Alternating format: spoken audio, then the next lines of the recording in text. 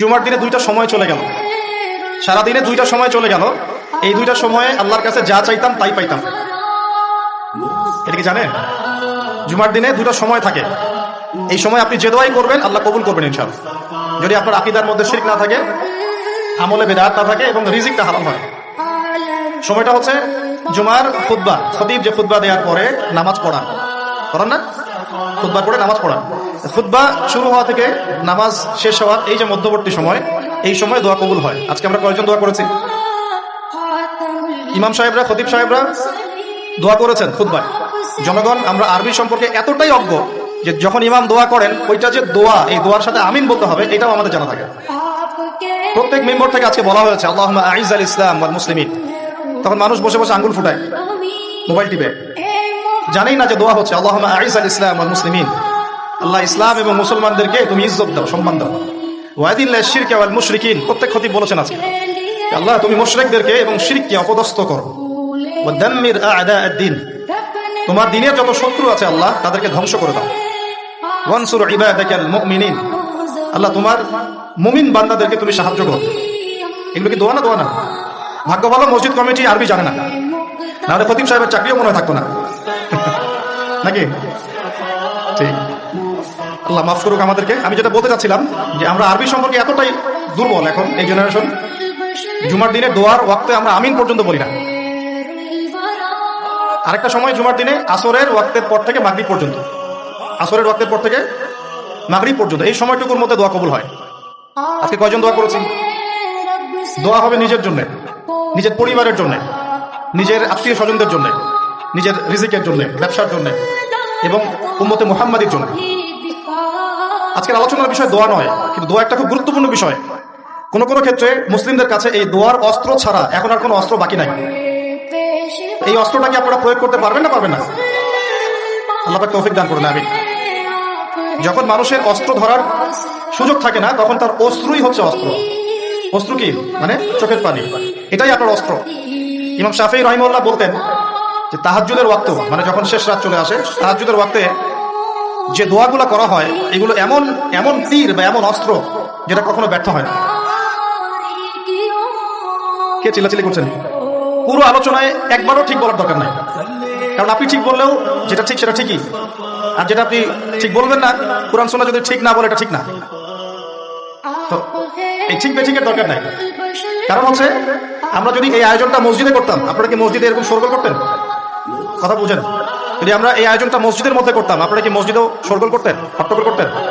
যদি করতেন তাহলে সেটা হতো কিয়ামতের আলামত। নবী সাল্লাল্লাহু আলাইহি ওয়াসাল্লাম বলেছেন কিয়ামতের আগে আগে মসজিদগুলো হবে চাকচিক্যময় এবং মসজিদ থেকে হেদায়েত উঠে যাবে, মসজিদ থেকে হেদায়েত উঠে যাবে। এমন হাদিস এসেছে যে মানুষ জামাতে নামাজ পড়বে কিন্তু মুসল্লিদের মাঝে একজন প্রকৃত ইমানদার খুঁজে পাওয়া যাবে না। আপনাদের কি মনে হয় সেই যুগটা আসতে বাকি আছে অনেক?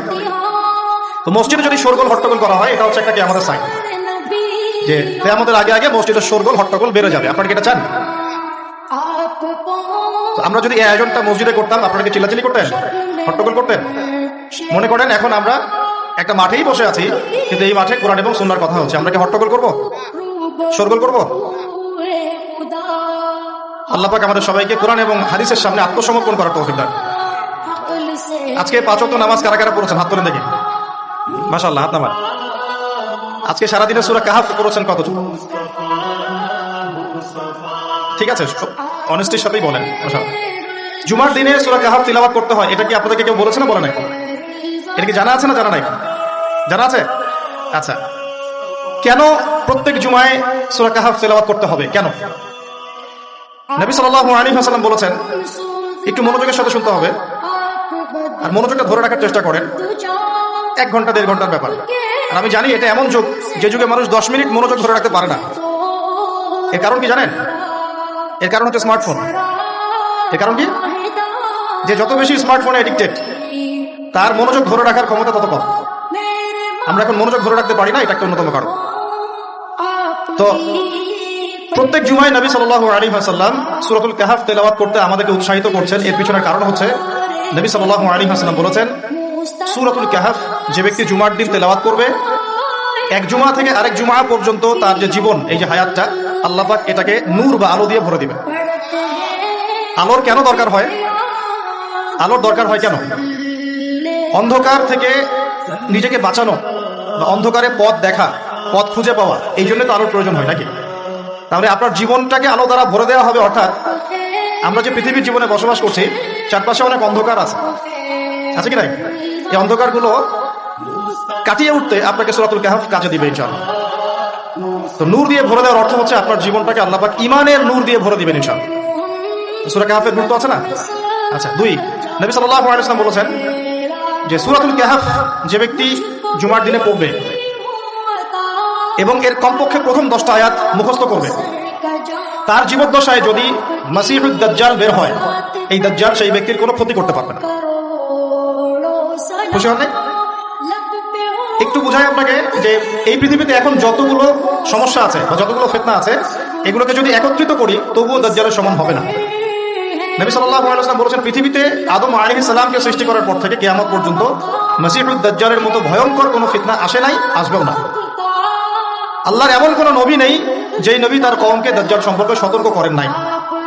এমনকি নূহ আলাইহিস সালাম পর্যন্ত তার কওমকে দাজ্জাল সম্পর্কে সতর্ক করেছেন।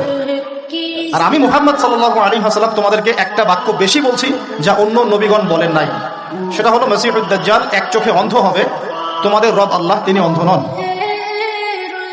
যে ব্যক্তি জুমার দিনে সূরা কাহফ তেলাওয়াত করবে এবং সূরা কাহফের প্রথম 10টা আয়াত কমপক্ষে মুখস্থ করে রাখবে, এর হক আদায় করবে, তার জীবদ্দশায় যদি দাজ্জাল বের হয়, দাজ্জাল তার কোনো ক্ষতি করতে পারবে না।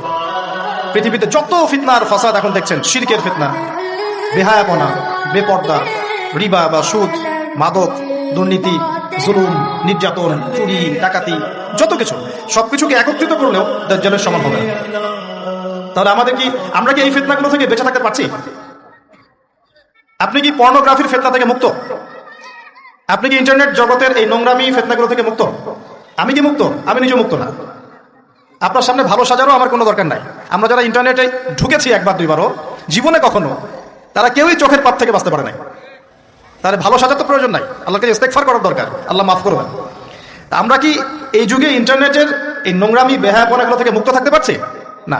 আমরা কি এই যুগের সুদভিত্তিক অর্থনীতি থেকে মুক্ত থাকতে পারছি? আমাদের যুব সমাজ কি এই যে টিকটক বলেন, পাবজি বলেন, ফ্রি ফায়ার বলেন, মাদক বলেন, কিশোর গ্যাং বলেন, এগুলোর ফিতনা থেকে তারা কি মুক্ত? আমাদের মেয়েরা কি ফ্যামিলিস্ট রেভলিউশনের ফিতনা থেকে মুক্ত? আমাদের মেয়েরা কি বেপরদামির ফিতনা থেকে মুক্ত? যুবক যুবতীরা কি হারাম অ্যাফেয়ার্সের ফিতনা থেকে মুক্ত? পরিবারগুলো কি পারিবারিক কলহ থেকে মুক্ত? আমাদের সন্তানরা কি ফিতনা থেকে মুক্ত? আমাদের প্রত্যেকটা খাবার কি বিশুদ্ধ, পরিশুদ্ধ না করাপ্টেড? আমাদের বিশ্বের পুরো পলিটিক্যাল সিস্টেমটা কি আল্লাহ পাকের আইন দ্বারা চলছে? আমাদের পুরো মুসলিম উম্মার প্রত্যেকটা জাতি আজকে কি কুফফারদের নির্যাতনের ফিতনা থেকে মুক্ত? তো আমরা যদি এই ফিতনাগুলো থেকে মুক্ত হতে না পারি, কিভাবে দাজ্জালের ফিতনা থেকে আমরা বাঁচতে পারি? আমি কি বুঝাতে পারছি দাজ্জালের ফিতনা কত বড়?